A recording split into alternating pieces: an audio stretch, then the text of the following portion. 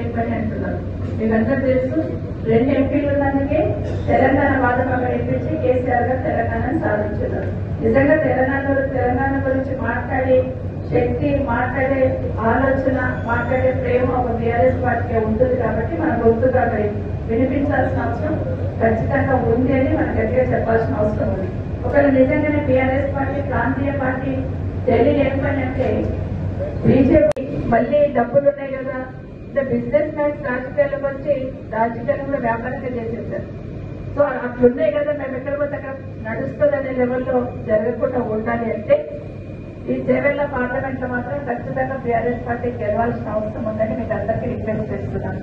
మీరు మొన్న booth committee లేచున్నారు అందరు కూడా, మళ్ళొకసారి రీచెక్ చేసుకోండి. బూత్ కమిటీ లేచిన వాళ్ళు మళ్ళీ ఉన్నారా లేదా, లేకపోతే ఏం చేయాలి, మొన్న పని చేస్తున్నారా లేదా, ఇంకా ఇంకెవరైనా యాడ్ చేయాలా, అవన్నీ చూసి బూత్ కమిటీలో ఒకసారి క్రాస్ చెక్ చేసుకోండి.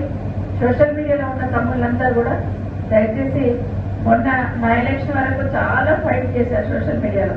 కొత్త ఈ 3 నెలల నుండి కొంచెం మనం తగ్గినాం, కానీ ఇప్పుడు మళ్ళీ మీరు కనిపించిన సైనికులు మీరు సోషల్ మీడియాలో మాత్రం దయచేసి ఉన్న ప్రతి ఒక్కరు రియాక్ట్ కండి. బాగా ఏదైనా పోస్ట్ వస్తే దాన్ని బాగా స్ప్రెడ్ చేసే ప్రయత్నం చేయండి, ఫార్వర్డ్ చేయండి. ఎందుకంటే నాకు మన ఒక చిన్న వీడియో వచ్చింది. వికారాబాద్ ఎమ్మెల్యే గారు ప్రసాద్ కుమార్ గారు ఒక వీడియో పెట్టినారు, మన రంజిత్ రెడ్డి గారి గురించి మాట్లాడు. చాలా బాగా నిజంగా పద్ధతిగా పెట్టినాడు. అట్లాంటివి మనం ఉపయోగించుకున్నాం. అట్లాంటివి బాగా ఫార్వర్డ్ చేసే ప్రయత్నం చేయండి. పార్టీకి వెళ్ళొచ్చిన పోస్ట్ కూడా ఎవరైతే ఫార్వర్డ్ చేసే ప్రయత్నం చేయండి.